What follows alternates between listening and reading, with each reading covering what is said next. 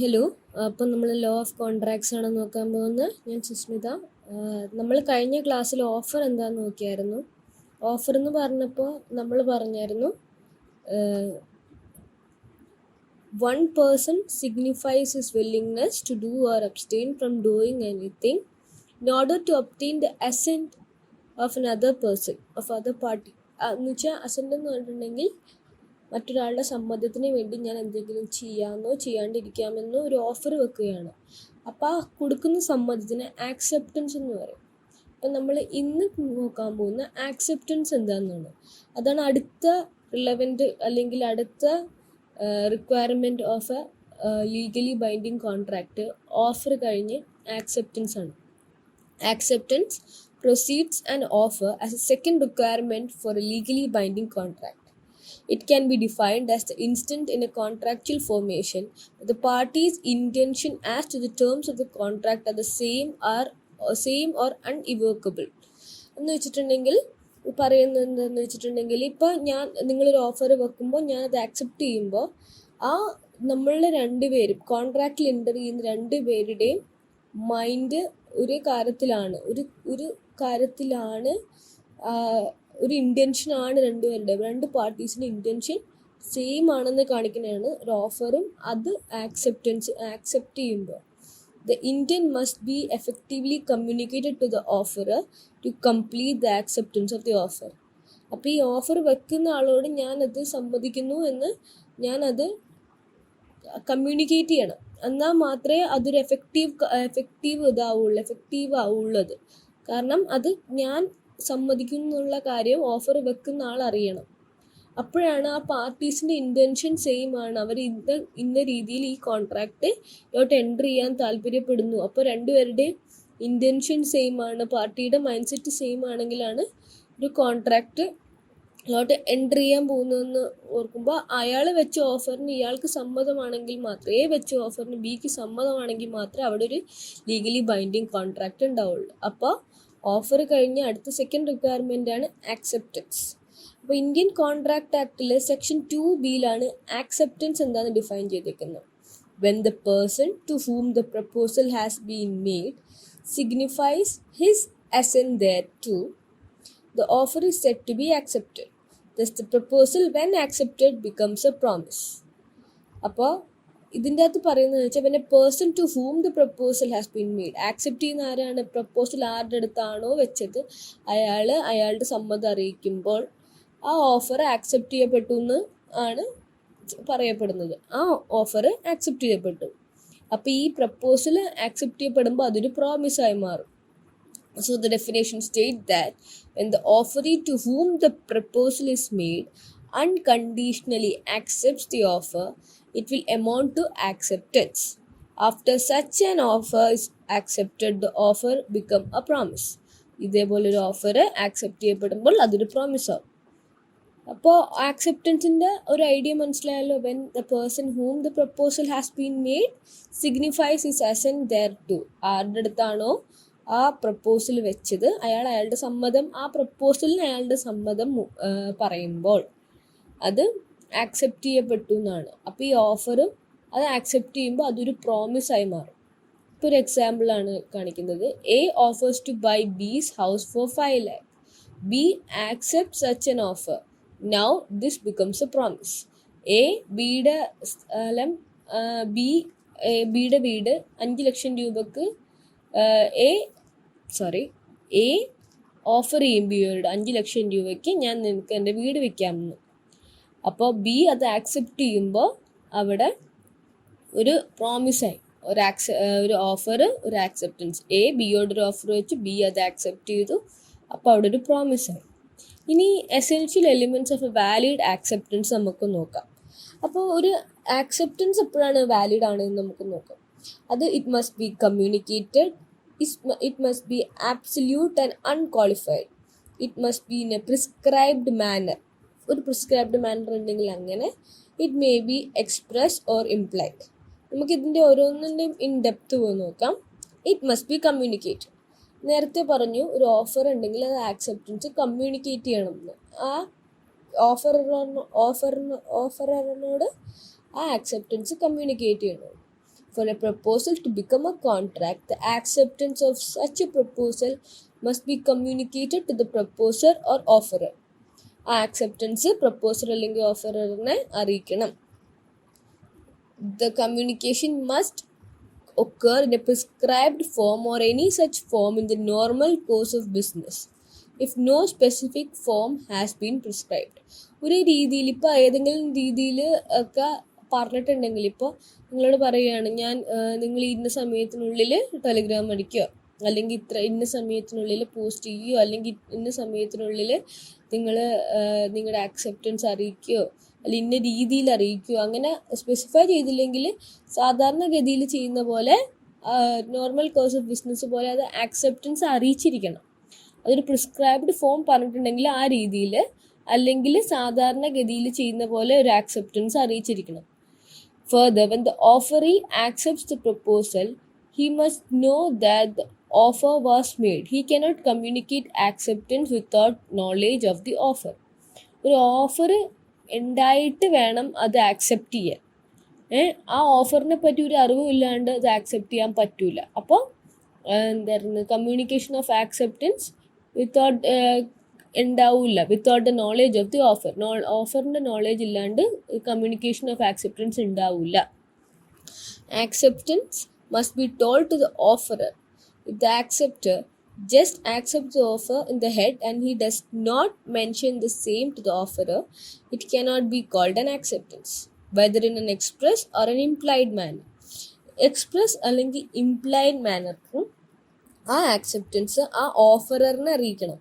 അല്ലാണ്ട് സ്വയം ആക്സെപ്റ്റ് ചെയ്തെന്ന് പറഞ്ഞ് ഇരിക്കാൻ പറ്റില്ല. സ്വന്തം മനസ്സിലോ ഞാനത് ആക്സെപ്റ്റ് ചെയ്തു എന്ന് പറഞ്ഞിരിക്കാൻ പറ്റില്ല. ആ ആക്സെപ്റ്റൻസ് ആ ഓഫററിനെ അറിയിച്ചാൽ മാത്രമേ അവിടെ ഒരു acceptance effective communication of acceptance ഉണ്ടാവുള്ളൂ. അത് വേണമെങ്കിൽ എക്സ്പ്രസ് മാനറിൽ അയാളോട് കമ്മ്യൂണിക്കേറ്റ് ചെയ്യുക, അല്ലെങ്കിൽ ഇംപ്ലൈഡ് മാനറിൽ കമ്മ്യൂണിക്കേറ്റ് ചെയ്യാം. ഒരു എക്സാമ്പിൾ നോക്കാം നമുക്ക്. A offers to supply B with goods and B is agreeable to all the terms. He writes a letter to accept the offer but forgets to post the letter. Since the acceptance is not communicated, it is not valid. A offers to supply B with goods. A ഒരു offer വെച്ചു, B good supply ചെയ്യാൻ ഒരു offer വെച്ചു, B അത് സമ്മതിച്ചു. പക്ഷെ B അത് ലെറ്ററിൽ എഴുതി സ്വന്തം കയ്യിൽ തന്നെ വെച്ച് അത് അയച്ചില്ല, അയാൾ അറിയിച്ചില്ല. അപ്പോൾ അവിടെ ഒരു എഫക്റ്റീവ് കമ്മ്യൂണിക്കേഷൻ ഉണ്ടായില്ല. അപ്പോൾ അത് വാലിഡ് അല്ല. Acceptance is not communicated. അപ്പോൾ ആക്സെപ്റ്റൻസ് വാലിഡ് അല്ല. ആക്സെപ്റ്റൻസ് ഓഫററിനെ അറിയിക്കണം. അത് ഒരു പ്രിസ്ക്രൈബ്ഡ് രീതിയിൽ അത് പറഞ്ഞിട്ടുണ്ടെങ്കിൽ ആ രീതിയിൽ, അല്ലെങ്കിൽ natural course of business, normal course of business ഫോമിൽ അറിയിക്കണം എന്നാണ് പറയുന്നത്. അപ്പോൾ ഇറ്റ് മസ്റ്റ് ബി കമ്മ്യൂണിക്കേറ്റഡ്. അപ്പോൾ ആദ്യത്തെ എസെൻഷ്യലാണ് it must be communicated. It must be absolute and unqualified. Must be absolute and unqualified എന്ന് പറഞ്ഞിട്ടുണ്ടെങ്കിൽ, ഞാനിപ്പോൾ ഒരു ഓഫർ നിങ്ങളുടെ അടുത്ത് വെക്കുകയാണ്, നിങ്ങൾ ആ ഓഫറിൽ കുറച്ച് അൾട്ടറേഷനൊക്കെ ചെയ്തിട്ടാണ് തിരിച്ചിങ്ങോട്ട് പറയണമെങ്കിൽ അത് നിങ്ങളൊരു കൗണ്ടർ ഓഫർ വെക്കുന്ന പോലെയാണ് നമ്മൾ കഴിഞ്ഞ ക്ലാസ്സിൽ പഠിച്ചായിരുന്നു. അപ്പോൾ അതുപോലെ തന്നെ ആക്സെപ്റ്റൻസ് ഇത് ആബ്സല്യൂട്ട് ഓർ അൺക്വാളിഫൈഡ് ആയിരിക്കണം. Section 7 Clause 1 of Indian Contract Act provides that in order to turn an offer into an agreement, the acceptance to the offer must be absolute and unqualified. There cannot be a conditional acceptance that would amount to a counter offer which nullifies the original offer. Counter offer ആയിരിക്കും. ഇപ്പം ഞാനൊരു നിങ്ങളുടെ അടുത്തൊരു offer വെച്ചു, ഞാൻ 5 ലക്ഷം രൂപയ്ക്ക് നിങ്ങൾക്ക് എൻ്റെ സ്ഥലം വിൽക്കാം.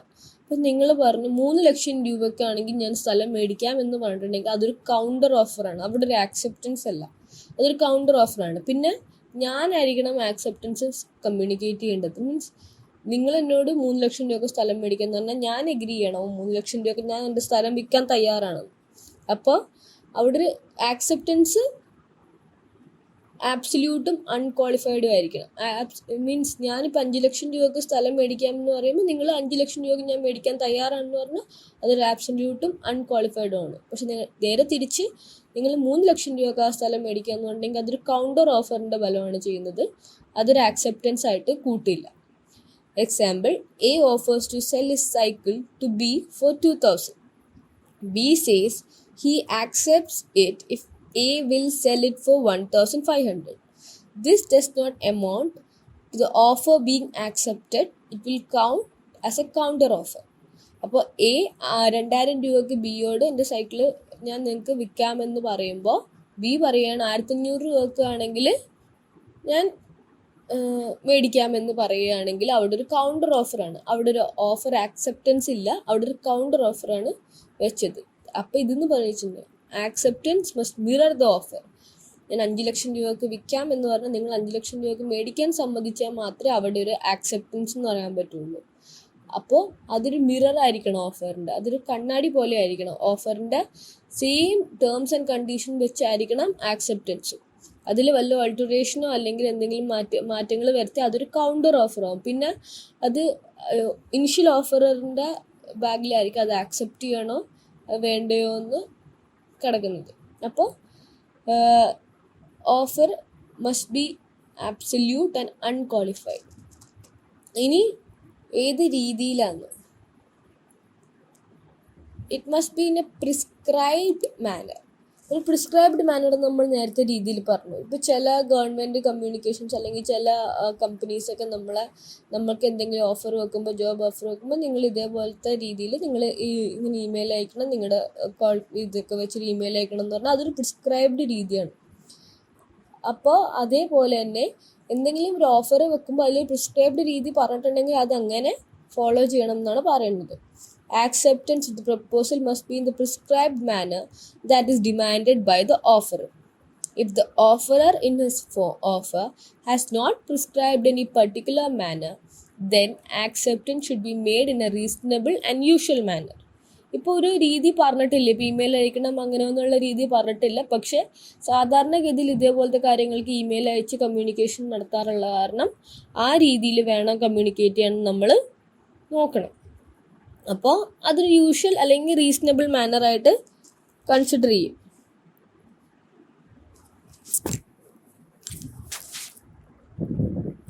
ഇനി അതിൻ്റെ ഒരു എക്സാമ്പിൾ നോക്കാം. A offers to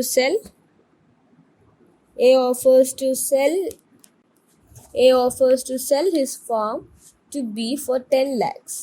He asks B to communicate his answer via post. അപ്പോൾ അവൾ പ്രിസ്ക്രൈബ്ഡ് മാനറിൽ പറഞ്ഞിട്ടുണ്ട് എ അതൊരു പോസ്റ്റ് വഴി അയക്കണം ആക്സെപ്റ്റൻസ് എന്ന്. B emails A accepting his offer. Now A can ask B to send the answer through a prescribed manner, but if A fails to do so, it means that he has accepted the acceptance of B and the promise is made. അപ്പോൾ ഒരു post വഴി അയക്കണം എന്നാണ് A ബിയോട് പറഞ്ഞത്.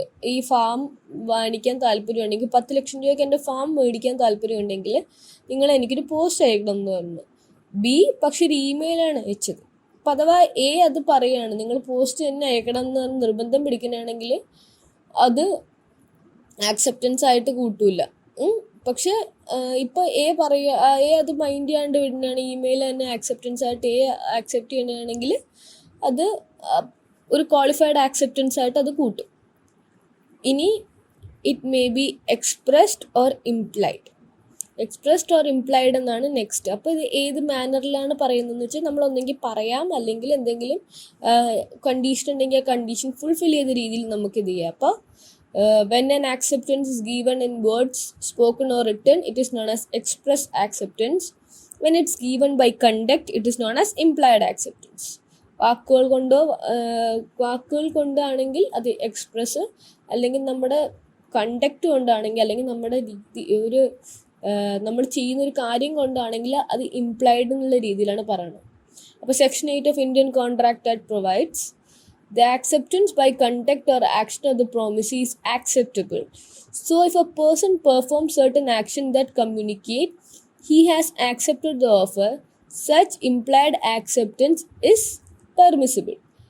Section 8 of Indian Contract Act പ്രകാരം implied acceptance permissible ആണ്.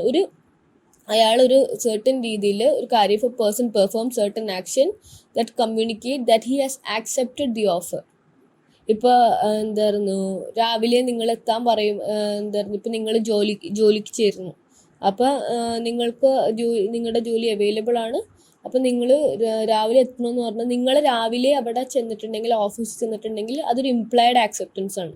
നിങ്ങൾ മെയിലൊന്നും അയക്കാണ്ട് നിങ്ങൾ ഡയറക്റ്റ് ഓഫീസിൽ ചെന്നു അവിടെ ജോയിൻ ചെയ്യാൻ വേണ്ടി എന്ന് പറഞ്ഞിട്ടുണ്ടെങ്കിൽ അതൊരു ഇംപ്ലൈഡ് ആക്സെപ്റ്റൻസ് ആണ്. അത് നിങ്ങൾക്കൊരു ജോലി ഓഫർ ചെയ്തു, എന്നിട്ട് അവർ പറഞ്ഞു നിങ്ങൾക്ക് എന്തായിരുന്നു താല്പര്യം ഉണ്ടെങ്കിൽ നിങ്ങൾ നാളെ രാവിലെ ഓഫീസിലോട്ട് ചെല്ലാൻ പറഞ്ഞു. നിങ്ങൾ ഓഫീസിലോട്ട് ചെന്നിട്ടുണ്ടെങ്കിൽ അവിടെ ഒരു ഇംപ്ലൈഡ് ആക്സെപ്റ്റൻസ് ആണ്.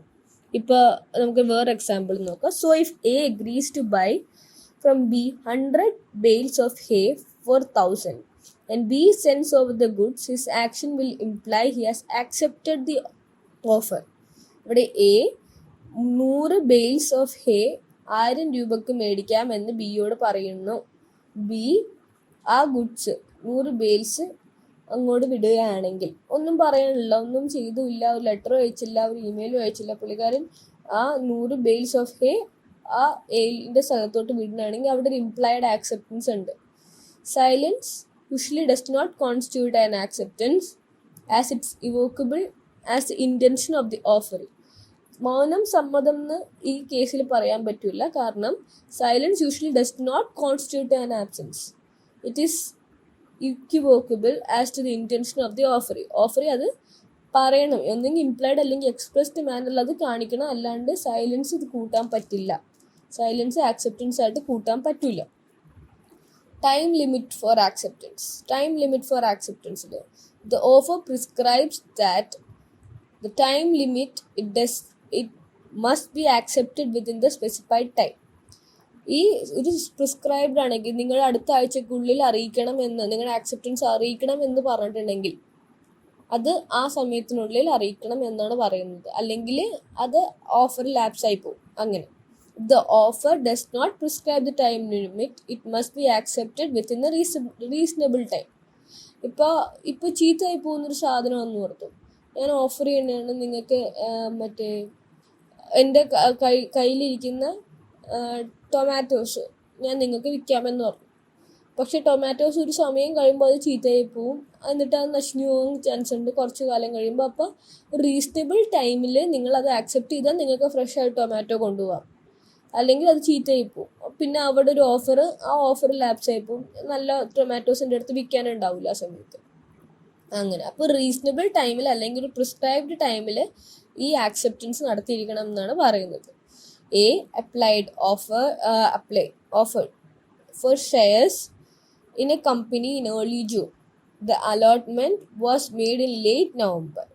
A refused to take the shares, held that A was entitled to do so as the reasonable time for acceptance has lapsed. June കഴിഞ്ഞ് നവംബറായി. അപ്പോൾ റീസണബിൾ ടൈം, ആ ഷെയർ ഇത് ചെയ്യാനുള്ള റീസണബിൾ ടൈം കഴിഞ്ഞ കാരണം എനിക്ക് വേണമെങ്കിൽ പറ്റൂല എന്ന് പറയാം. അത് ഡിപ്പെൻഡ്സ് ഓൺ ദ പേഴ്സൺ കേട്ടോ. ആക്സെപ്റ്റ് ഓഫറും ചെയ്യുന്ന ആൾക്കാരിലും ഡിപ്പെൻഡ് ചെയ്യും. ഇപ്പോൾ എന്തായിരുന്നു, എനിക്ക് ഇപ്പോൾ ആ ടൊമാറ്റോസിൻ്റെ കേസ് എടുക്കുന്നതാണെങ്കിൽ എനിക്ക് ടൊമാറ്റോസ് ഇപ്പോൾ വേറെ ഫ്രഷ് ബാച്ച് ഉണ്ട് എന്നോർത്ത് നിങ്ങൾ ചിലപ്പോൾ ആക്സെപ്റ്റ് ചെയ്ത് എനിക്ക് തരാൻ പറ്റും. പക്ഷെ അങ്ങനെ ഫ്രഷ് ബാച്ച് ഇല്ലാത്ത സമയത്താണെങ്കിൽ റീസണബിൾ ടൈമിനുള്ളിൽ നിങ്ങൾ ഇത്രയും ടൊമാറ്റോ വേണമെങ്കിൽ നിങ്ങൾ വന്ന് ആക്സെപ്റ്റ് ചെയ്ത് അത് എടുത്തുകൊണ്ട് പോകണം എന്നാണ് പറയുന്നത്. അപ്പോൾ ഇത് ഒന്നെങ്കിൽ ഒരു സ്പെസിഫൈഡ് ടൈം ലിമിറ്റ് ഉണ്ടെങ്കിൽ അത് ആ സമയത്തിനുള്ളിൽ ആക്സെപ്റ്റ് ചെയ്യണം, അല്ലെങ്കിൽ റീസണബിൾ ടൈമിനുള്ളിൽ ആക്സെപ്റ്റ് ചെയ്യണം ആ offer.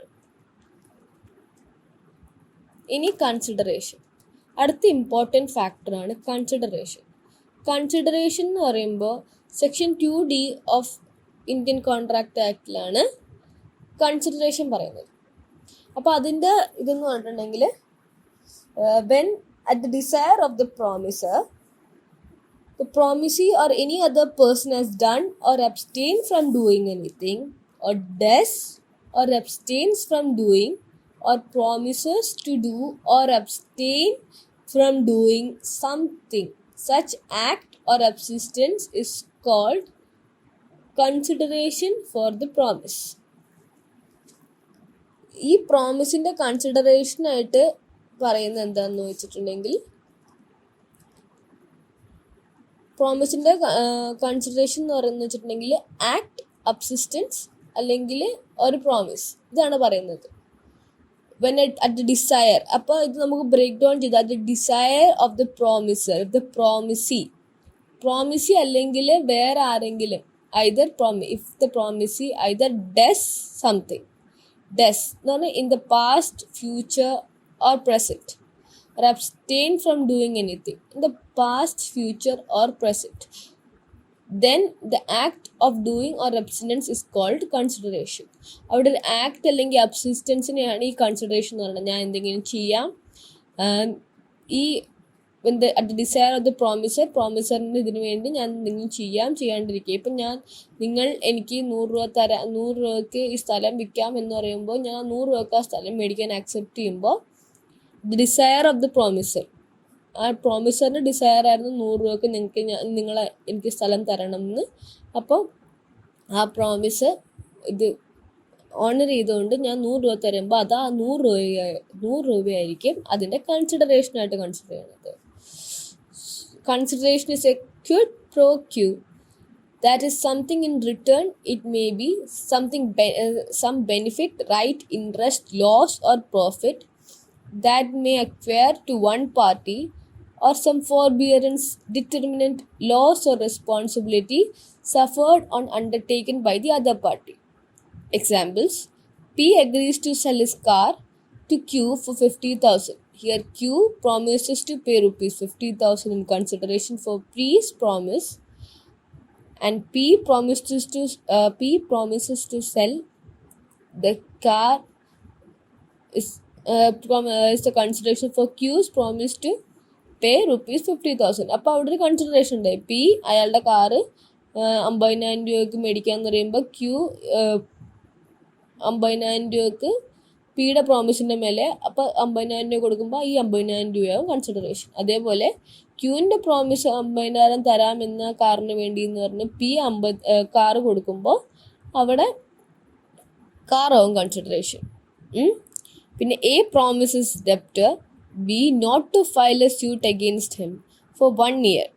A agreeing to pay him rupees 10,000 or more. Here the subsistence of A is the consideration for B's promise to pay.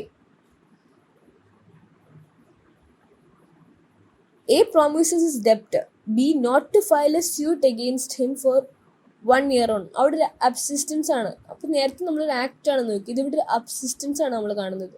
ഞാൻ ഇത്രയും കാലത്തേക്ക് നിങ്ങളുടെ അഗെയിൻസ്റ്റ് സൂട്ട് ഫയൽ ചെയ്യില്ല.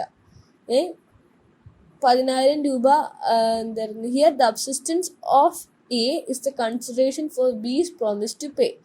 അയാൾ 10,000 രൂപ എനിക്ക് തന്നിട്ടുണ്ടെങ്കിൽ നീ എനിക്ക് 10,000 രൂപ തന്നിട്ടുണ്ടെങ്കിൽ ഞാൻ ഈ വർഷം നിനക്കെതിരെ സൂട്ട് ഫയൽ ചെയ്യില്ലെന്ന് പറയണമെങ്കിൽ ആ അബ്സിസ്റ്റൻസിനെയാണ് ഒരു കൺസിഡറേഷൻ എന്ന് പറയുന്നത്. എന്താണ്? പ്രോമിസറിൻ്റെ പ്രോമിസസ് ടു പേ. ബി അവിടെ ഞാൻ പൈസ തരാം, ഓക്കെ, അങ്ങനെയാണെങ്കിൽ ഞാൻ ഈ ഒരു വർഷം നിങ്ങളുടെ അഗെയിൻസ്റ്റ് കേസ് ഒന്ന് ഫയൽ ചെയ്യില്ലെന്ന് പറയുമ്പോൾ അവിടെ ഈ അബ്സിസ്റ്റൻസിനെയാണ്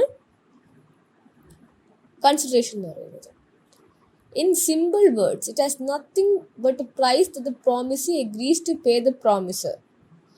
Now, this price can be paid as a benefit of the promiser and or loss or detriment of the promisee. അപ്പോൾ ഇത് ബെനിഫിറ്റ് ആവാം, ലോസും ആകാം. ലൈക്ക് ഇപ്പോൾ അത്രയും കാലം അപ്പോൾ ഒരു വർഷം സഹിക്കണം, മീൻസ് ബാക്കി പൈസ കിട്ടാണ്ട് ഒരു വർഷം അയാൾക്ക് സൂട്ടും കൊടുക്കാൻ പറ്റില്ല. കാരണം അയാൾ ഓൾറെഡി ഞാൻ പ്രോമിസ് ചെയ്ത് പോയല്ലേ 10,000 രൂപ തന്നിട്ടുണ്ടെങ്കിൽ ഞാൻ ഒരു വർഷത്തേക്ക് സൂട്ടൊന്നും ഫയൽ ചെയ്യില്ല എന്ന്.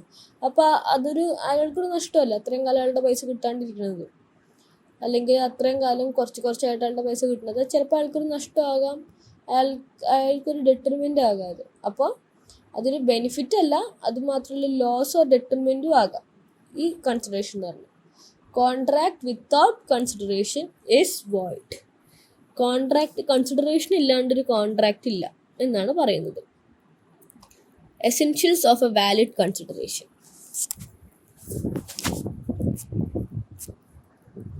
Essentials of a valid consideration ആണ് അടുത്തത്. Essentials of a valid consideration എന്ന് പറഞ്ഞിട്ടുണ്ടെങ്കിൽ at the desire of the promisor. First, the promisee or any other person. Consideration may be past, present or future. Consideration must be lawful and consideration must be real. അപ്പം നമ്മൾ നേരത്തെ നോക്കിയ കാര്യം എന്തായിരുന്നു? Consideration ഇല്ലാണ്ടൊരു agreement void ആണ്. അപ്പോൾ ഇനി at the desire of the promisor എന്താണെന്ന് നമുക്ക് നോക്കാം. അപ്പോൾ section 2D of Indian contract ആക്ടിലാണ് clearly mentions that the consideration should be at the desire of the promisor. If the consideration is made at the will of the third person or is not according to the promiser, then it's not a good consideration. Means ആ promise വെക്കുന്ന ആളുടെ ഡിസയറിലായിരിക്കണം consideration. അല്ലെങ്കിൽ means ഇപ്പം ഞാനൊരു offer വെച്ചു, ആ ഓഫറിൽ 50,000 രൂപയാണ് ഞാൻ എൻ്റെ സ്ഥലത്തിന് ആഗ്രഹിക്കുന്നതെങ്കിൽ 50,000 രൂപ കിട്ടുന്ന രീതിയിലായിരിക്കണം കൺസിഡറേഷൻ. മീൻസ് ആ പ്രോമിസറിൻ്റെ ഡിസയറിലാണ് കൺസിഡറേഷൻ ഇത് ചെയ്യുന്നത്. At the desire of the പ്രോമിസറാണ്. അപ്പം നിങ്ങളത് 20,000 രൂപയ്ക്ക് മേടിക്കാൻ താല്പര്യമുണ്ടെങ്കിൽ പിന്നെ നിങ്ങളായിരിക്കും അവിടെ പ്രോമിസർ. ഞാനപ്പോൾ അത് ആക്സെപ്റ്റ് ചെയ്യുമ്പോൾ ഞാനവിടെ പ്രോമിസ് ചെയ്യാകും. മനസ്സിലായോ? അങ്ങനെ. അപ്പം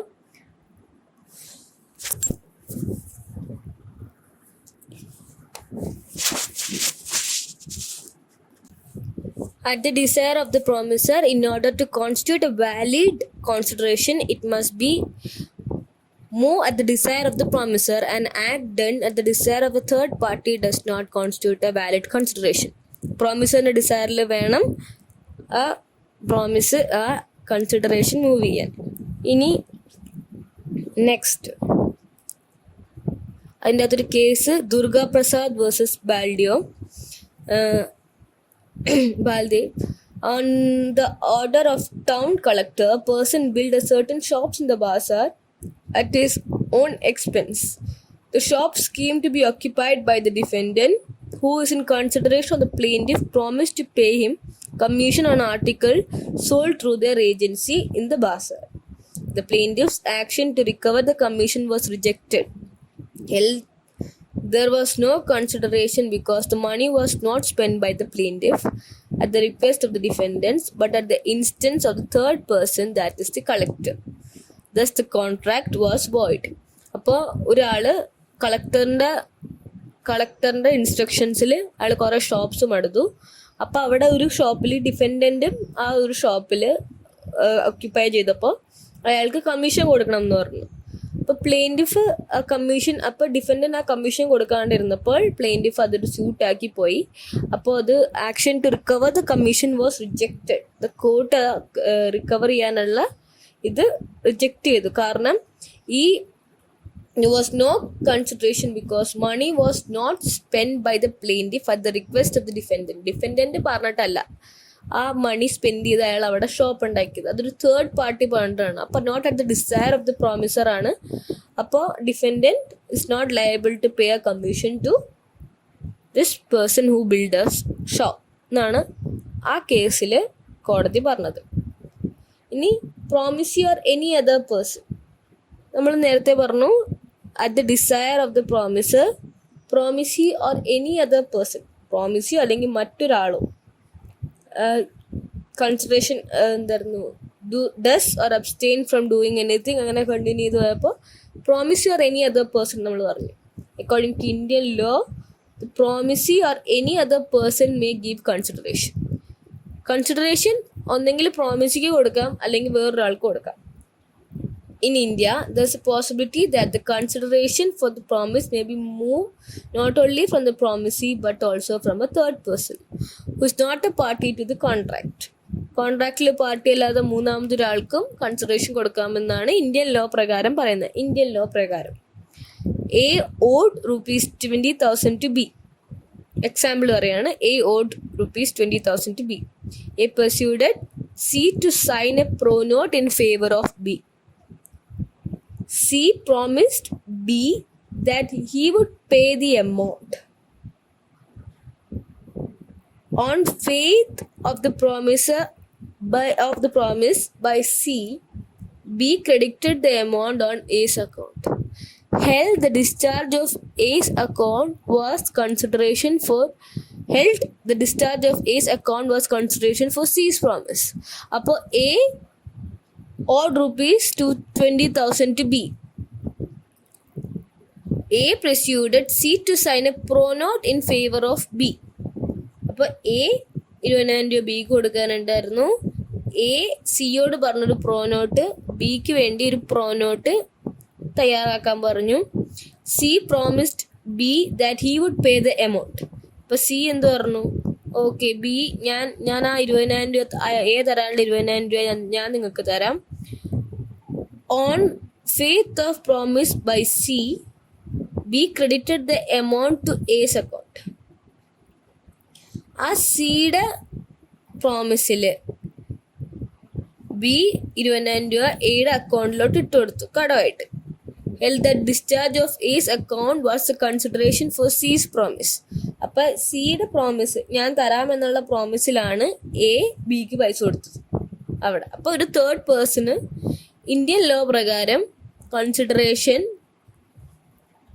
കൊടുക്കാം എന്നാണ് പറയുന്നത് ഒരു കോൺട്രാക്റ്റിൽ. ഇനി what is meant by privity of contract? Privity of contract എന്താണെന്ന് നോക്കാം.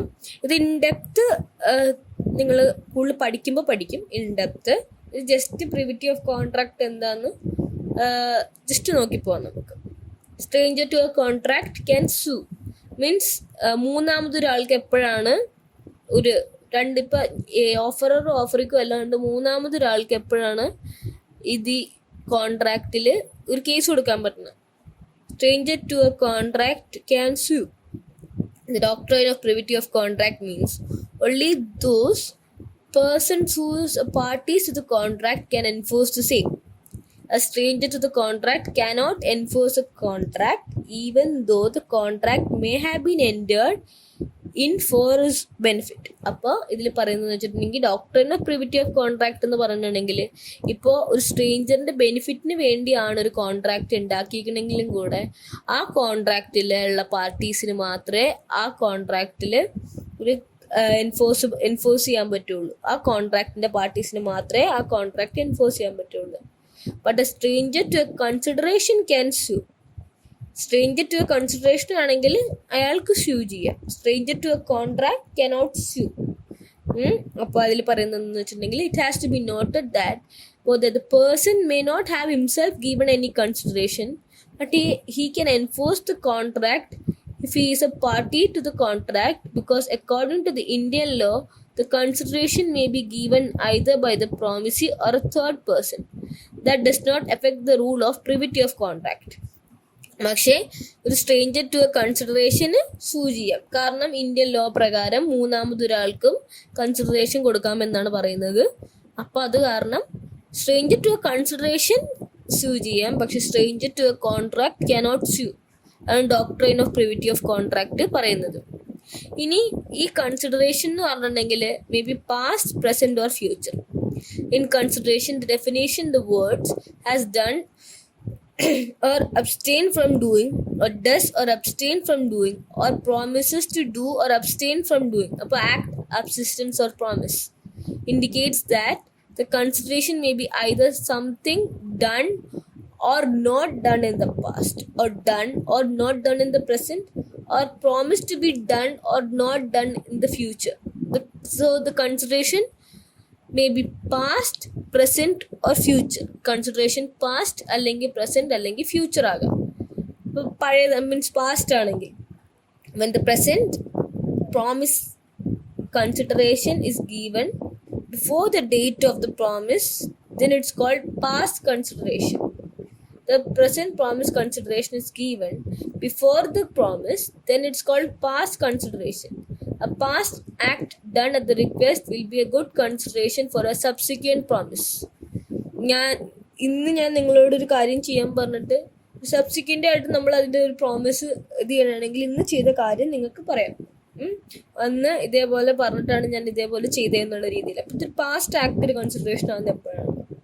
പ്രസന്റ് ആക്ട് കൺസിഡറേഷൻ ആണ് എപ്പോഴാണ്? When the consideration move simultaneously with the promise, then it's known as present or executed consideration. Present അല്ലെങ്കിൽ executed consideration എന്ന് പറഞ്ഞു. Example, Tina buys an article from shop, immediately pays for the same. ഞാൻ അപ്പം തന്നെ ആ സാധനം മേടിച്ച ഉടനെ ടീന ആ സാധനം മേടിച്ച ഉടനെ ടീന അതിനുള്ള കൺസിഡറേഷൻ കൊടുത്തു, മീൻസ് അതിനുള്ള പൈസ കൊടുത്തു. അപ്പോൾ അതൊരു പ്രസന്റ് കൺസിഡറേഷൻ അല്ലെങ്കിൽ എക്സിക്യൂട്ടഡ് കൺസിഡറേഷൻ ആണ് അത്. ഇനി ഫ്യൂച്ചർ കൺസിഡറേഷൻ എന്ന് പറയുമ്പോൾ the contract is formed, it's called a future consideration. Promise moves after the contract is formed. Consideration for a promise moves after the contract is formed.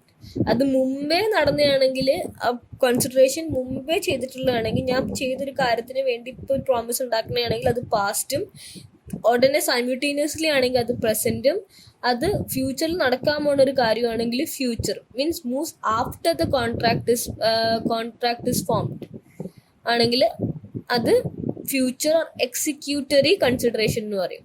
A promise to sell, B has promise to pay. അവിടെ 2 promise ഉണ്ട്. A വിൽക്കാം എന്നും പറഞ്ഞു, B മേടിക്കാം പേ ചെയ്യാം എന്നും പറഞ്ഞു. Until the goods are actually delivered to B under the contract, the consideration is executor. Consideration is executory. Means അത് നടക്കാൻ പോകുന്നൊരു കാര്യമാണ്. ഞാൻ ഇത്രയും പൈസ തരാമെന്ന് പറയുന്നത്. ഇനി പറയുന്ന കൺസിഡറേഷൻ മസ്റ്റ് ബി ലോഫുൾ. അപ്പോൾ സെക്ഷൻ 23 പറയുന്നത് consideration must be lawful. Section 23 of the Indian Contract Act 1872 deals with the lawful objects and consideration. It states that the consideration or object of an agreement is lawful unless it is forbidden by law. നിയമത്താൽ വിലക്കപ്പെട്ടതാണെങ്കിൽ, അല്ലെങ്കിൽ it's such nature if permitted it would defeat the provision of any law. ഇപ്പോൾ അത് permit ചെയ്തിട്ടുണ്ടെങ്കിൽ അത് ഏതെങ്കിലും പ്രൊവിഷനെ defeat ചെയ്യുന്ന രീതിയിലുള്ളതാണെങ്കിൽ അല്ലെങ്കിൽ തോൽപ്പിക്കുന്ന രീതിയിലുള്ളതാണെങ്കിലാണ് ഒരു പ്രൊവിഷനെ എതിരെ പോകുന്ന രീതിയിലുള്ള ഒരു കാര്യം പെർമിറ്റ് ചെയ്യാൻ പറ്റൂല. അപ്പം അങ്ങനത്തെ ഒരു രീതിയിലുള്ള കൺസിഡറേഷൻ ആണെങ്കിൽ പറ്റൂല. അത് ഫ്രോഡുലൻ്റ് ആണെങ്കിൽ, അത് implies injury to a person or property of another. അത് ഒരു ആൾക്കോ അല്ലെങ്കിൽ മറ്റൊരാളുടെ പ്രോപ്പർട്ടിക്ക് ഒരു ഇഞ്ചുറി എന്ന് പറഞ്ഞിട്ടുണ്ടെങ്കിൽ വെറും വൂൺസ് മാത്രമല്ല, മീൻസ് ഫിസിക്കൽ വൂൺസ് മാത്രമല്ല, അത് റെപ്യൂട്ടേഷനെയും ബാധിക്കുന്നതാണെങ്കിൽ അത് ഇഞ്ചുറി ആയിട്ട് കണക്ക് കൂട്ടും. അപ്പോൾ അതൊരു റെപ്യൂട്ടേഷനിൽ മാത്രമല്ല, മെൻ്റലിയോ അല്ലെങ്കിൽ ഫിസിക്കലിയോ അല്ലെങ്കിൽ റെപ്യൂട്ടേഷൻ അങ്ങനെ എങ്ങനെ ബാധിക്കുന്നതാണെങ്കിൽ അത് ഇഞ്ചുറി ആയിട്ട് കണക്ക് കൂട്ടും. അപ്പോൾ involves or implies injury to the person or property of another. ഒരാൾക്കോ അല്ലെങ്കിൽ മറ്റൊരാളുടെ പ്രോപ്പർട്ടിക്കോ എന്തെങ്കിലും ഇഞ്ചുറി സംഭവിക്കുന്ന രീതിയിലുള്ള കൺസിഡറേഷൻ ആണെങ്കിൽ അതും unlawful ആണ്. The court regards it as immoral or opposed to public policy. Court regards it as immoral or opposed to public policy ആണെങ്കിൽ. ഇനി consideration must be real. അത് illusory consideration ആകുമ്പോൾ അല്ല. Consideration must not be illusory. It should be a factual one. That is the real and possible. അത് ചെയ്യാൻ പറ്റുന്നൊരു കാര്യമായിരിക്കും ഈ കൺസിഡറേഷൻ എന്ന് പറഞ്ഞാൽ. ഇപ്പോൾ നിങ്ങൾ എനിക്ക് 100 രൂപ തന്നിട്ടുണ്ടെങ്കിൽ എനിക്ക് 100 രൂപ 1000 രൂപയാക്കി മാജിക് കൊണ്ട് 1000 രൂപയാക്കി തരാം എന്നൊക്കെ പറയുന്നത് അതൊരു ഫ്രോഡലന്റ് പരിപാടിയാണ്. ആ കൺസിഡറേഷൻ റിയലും അല്ല. It must be real and possible. It must have some value in the eyes of the law. എന്തെങ്കിലും നിയമത്തിൻ്റെ കണ്ണിൽ എന്തെങ്കിലും വാല്യൂ ഉള്ള സാധനമായിരിക്കണം. It need not be adequate. The promise adequate ആകുന്ന ആവശ്യമില്ല to the promise for the validity of the agreement. Adequacyയുടെ ആവശ്യമില്ല. Man promises to change an ordinary paper to currency note or to make parallel lines meet is an illusory consideration. അതൊരു example ആണ്. നിങ്ങൾ paper ഞാൻ 100 രൂപയ്ക്ക് magic കൊണ്ട് 100 രൂപയ്ക്ക് തരാം എന്നൊക്കെ പറഞ്ഞിട്ടുണ്ടെങ്കിൽ അതൊരു ഇമ്പോസിബിൾ ആയിട്ടുള്ള കാര്യമാണ്. ഇല്യൂസറി കൺസിഡറേഷൻ ആയിട്ടാണ് കൂട്ടുന്നത്. അതേപോലെ പാരലൽ ലൈൻസ് മീറ്റ് ചെയ്യിപ്പിച്ച് തരാം, അതും ഒരു ഇല്യൂസറി കൺസിഡറേഷനാണ്. കാരണം പാരലൽ ലൈൻസ് മീറ്റ് ചെയ്തത് പിന്നെ നോ ലോങ്ങർ പാരലൽ ലൈൻ. പിന്നെ consideration need not be adequate. അത് നമ്മൾ നേരത്തെ പറഞ്ഞു. ആ consideration must be real, not illusory എന്ന് പറഞ്ഞ പോയിന്റ് നമ്മൾ പറഞ്ഞായിരുന്നു. അത് അഡിക്വേറ്റ് ആവേണ്ട ആവശ്യമില്ല.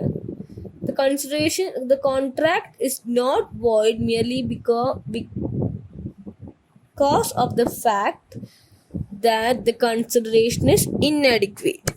Inadequate ആയതുകൊണ്ട് മാത്രം ഒരു കോൺട്രാക്റ്റ് വോയിഡ് ആകില്ല എന്നാണ് പറയുന്നത്. The law simply requires that the contract should be supported by consideration. So long as the consideration exists, it is of some value. The court does not require the adequacy. അത് എന്തെങ്കിലും value ഉള്ള സാധനമായാൽ മാത്രം മതി. അത് exist ചെയ്താലും മതി. Exist ചെയ്യണം, അത് വാല്യൂ ഉള്ള സാധനമായിരിക്കണം. പക്ഷെ അത് അഡിക്വേറ്റ് ആണോന്ന് അത് നിർബന്ധമില്ല. A agrees to sell a watch worth ₹500 for ₹20. A consents to the agreement was freely given, the consideration though inadequate will not affect the validity of the contract. 500 രൂപക്കുള്ള watch എനിക്ക് 20 രൂപയ്ക്ക് വിൽക്കണമെങ്കിൽ എനിക്ക് 20 രൂപയ്ക്ക് വിൽക്കാം. കൺസിഡറേഷൻ ഇനാഡിക്വേറ്റ് എന്ന് പറഞ്ഞാൽ അത് agreement contract invalidate ചെയ്യില്ല. However, the inadequacy of the consideration can be considered in order to know whether the consent of the promisor was free or not. As long as the consent of the promisor is free. അയാൾ 500 രൂപക്കുള്ള watch അയാൾ സ്വന്തം ഇഷ്ടത്തിനാണ് 20 രൂപയ്ക്ക് വിൽക്കണമെങ്കിൽ അതൊരു പ്രശ്നമല്ല. ആരെങ്കിലും force ചെയ്ത് വിൽക്കണമെങ്കിൽ അത് invalidate ചെയ്യും. അപ്പോൾ consideration need not be adequate. ഇനി അടുത്തത് contract without consideration is void എന്ന് നമ്മൾ കണ്ടിട്ടുണ്ട്. അതിന് എക്സെപ്ഷൻസ് ഉണ്ട്.